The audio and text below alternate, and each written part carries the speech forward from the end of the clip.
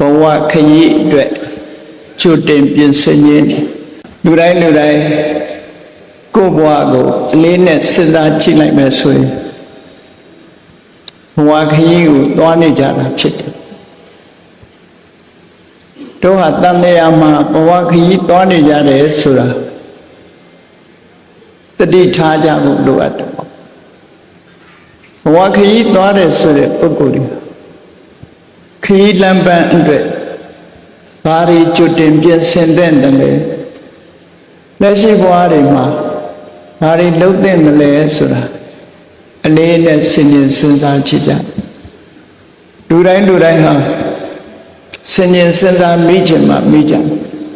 ကိုယ်ဘဝတစ်ခုရလာလို့ရှိရင်ရှားရှိထားတဲ့ဘဝမှာ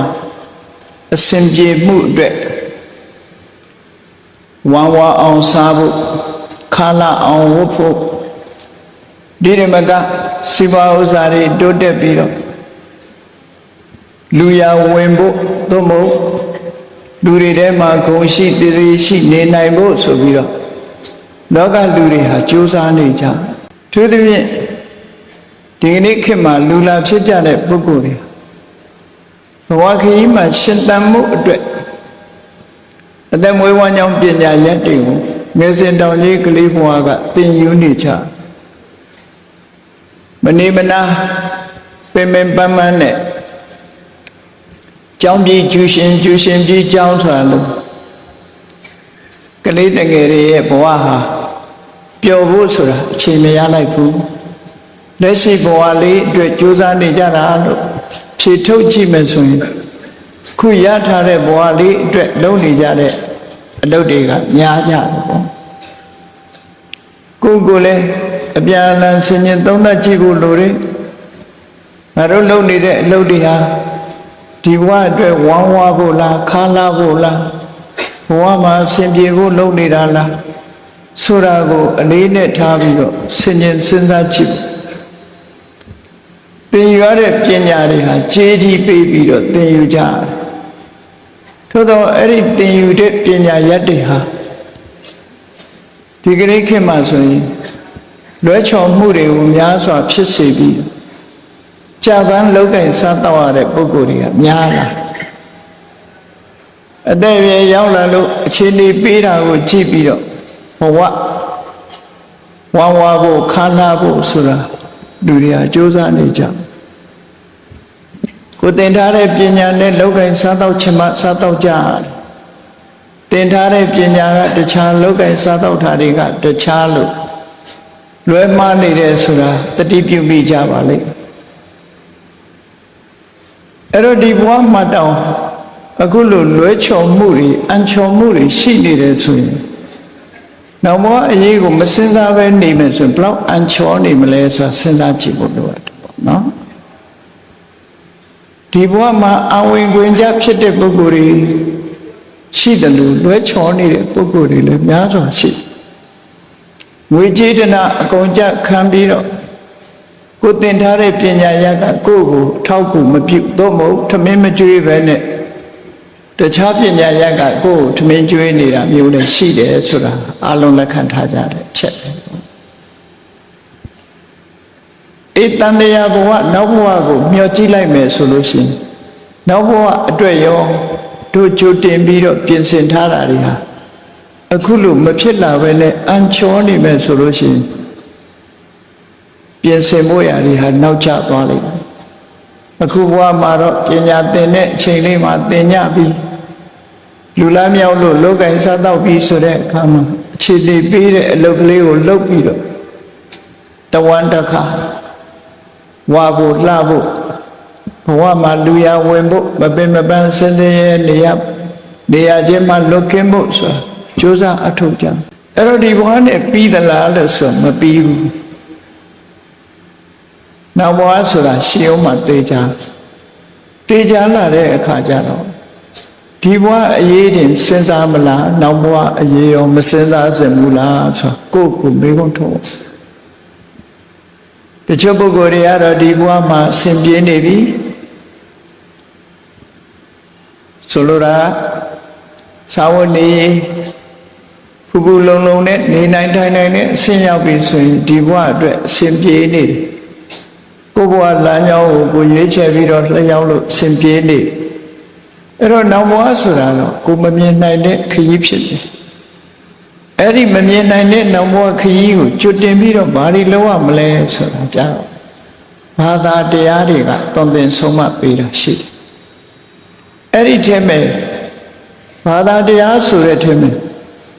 အာမခံချက်မရှိတဲ့ဘာသာတရားတွေရှိတယ်လို့ပဲတကယ်ကိုမှန်ကန်တိကျတဲ့အာမခံချက်ရှိတဲ့ဘာသာတရားတွေရှိတယ်အာမခံချက်မရှိတဲ့ဘာသာတရားဟာဝေကုံจิตကြခံပြီးတော့သင်ထားတဲ့ပညာဟာဘဝရဲ့အတမွေးဝမ်းကြောင်းမှုကိုလုပ်လို့မရတဲ့အနေအထားမျိုးဖြစ်တာကြုံရတယ်လို့ပဲဘဝအာမခံချက်မရှိတဲ့ဘာသာတရားကိုလိုက်စားမိပြီဆိုရင်တော့အဲ့ဒီတည်းပို့ပြီးတော့အခြေအနေဆိုးဖို့ရှိတယ်ပေါ့အခုဘဝမှာစောင့်နေပညာရေးဆိုတာဒီသင်ကြားထားလို့လွဲချော်မှုကတိမှတ်ပေးလို့ရသေးတယ်ပေါ့ကိုရတဲ့ပွဲလေးဘေးချိတ်ပြီးတခြားနည်းနဲ့အသက်မွေးကြလို့အဆင်ပြေသေးတယ်နောက်ဘဝမှာလွဲချော်သွားပြီဆိုရင်ကတော့တွေးကြည့်ဝန်းစရာအကြောင်းမရှိဘူးပေါ့ဒါကြောင့်မို့လို့ဘဝခရီးအတွက်ဘာတွေကြိုတင်ပြင်ဆင်သင့်တယ်ဆိုတာမြတ်ဗုဒ္ဓရဲ့အဆုံးအမကိုတော့မှတ်သားထားသင့်တယ်မြတ်စွာဘုရားကဘာသာတရားတစ်ခုထီထောင်တာမဟုတ်ဘူးသတ္တဝါတွေကိုတကူတော်နဲ့မားတဲ့ဘုရားလည်းမဟုတ်ဘူးဆုံးမတဲ့ဘုရားသာဖြစ်တယ်ပညာပေးတဲ့ဘုရားသာဖြစ်တယ်အသိပညာသင်ပေးသည့်အတွက်ကြောင့်ဆုံးမဩဝါဒပေးလို့မြတ်စွာဘုရားဆုံးမတိုင်းလိုက်တာဆောင်ရွက်ခြင်းဟာကောင်းကျိုးချမ်းသာတွေကိုရရှိနိုင်တယ်ကဘာမှာလိုက်ပြီးတော့ချိမယ်ဆိုရင်မြတ်ဗုဒ္ဓရဲ့အဆုံးအမကိုရရှိသူနဲ့မရရှိသူမရရှိတဲ့ပုဂ္ဂိုလ်တွေကများတယ်ရရှိတဲ့ပုဂ္ဂိုလ်ကအလွန်နည်းအဲ့ဒီရရှိထားတဲ့ပုဂ္ဂိုလ်တွေအဆုံးအမလိုက်နာမှုပြုတဲ့ပုဂ္ဂိုလ်ရှိတယ်လို့လိုက်နာမှုမပြုတဲ့ပုဂ္ဂိုလ်တွေကများအဆုံးအမလည်းရထားတာဖြစ်ရမယ်မိမိကိုယ်တိုင်ကလည်းယုံကြည်ကြည်နဲ့လိုက်နာပြီးတော့ပြုလုပ်နေတာလည်းဖြစ်ရအဲ့ဒါလို့ဆိုလို့ရှိရင်တော့မြတ်စွာဘုရားကိုယ်တိုင်ကသူဟောပြောတဲ့ဆုံးမစကားတွေနဲ့ပတ်သက်လာလို့ရှိရင်အမခံချက်ပေးထားတာရှိတယ်။သွားခါတော်ဘဂဝတာဓမ္မောသွားခါတော်ဆိုတာသူ့အခါတော်အမှန်တိုင်းဟောတာဖြစ်တယ်အကြောင်းနဲ့အကျိုးနဲ့အကောင်းနဲ့အဆိုးနဲ့ခွဲခြားပြီးတော့ရှိကိုရှိတိုင်းအမှန်ကိုအမှန်တိုင်းလောက်ကြံဖန်တီးမှုတွေမပါဘဲနဲ့လောကရဲ့သဘာဝဖြစ်စဉ်ကြီးတစ်ခုကိုမြတ်စွာဘုရားဟောကြားဆုံးမှာဘာသာတရားတိုင်းသွားခါတဖြစ်သလားလို့ဆိုမဖြစ်ဘူးသွားခါတမဖြစ်ရင်ဒုရခါတလို့ခေါ်တယ်ပြောထားတဲ့အတိုင်းမဖြစ်ရင်လွဲချော်မှုလို့ဆိုလိုတယ်ပေါ့ပြောရင်ပြောတဲ့အတိုင်းဖြစ်မှသွားခါတလွဲချော်မှုတွေဖြစ်သွားလို့ရှိရင်တော့ဒုရခါတအဲ့တော့လောကမှာဆုံးမဩဝါဒတွေပေးပြီးတော့လွဲချော်မှုဖြစ်တဲ့ဘာသာတရားကပိုများတယ်ဟောရင်ဟောတဲ့အတိုင်းလိုက်နာရင်လိုက်နာတဲ့အတိုင်းအကျိုးကိုဖြစ်ထွန်းစေတဲ့ဘာသာတရားဟာအလွန်ရှားပါတယ်ဒီလိုပြော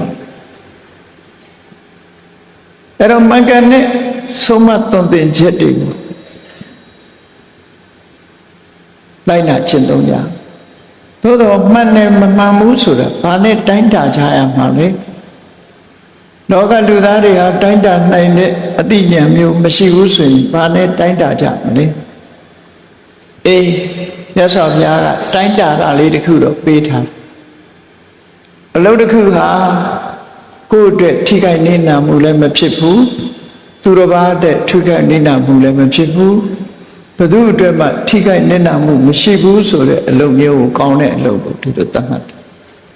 ဒါက ဆုံးဖြတ်နိုင်တဲ့ပုဂ္ဂိုလ်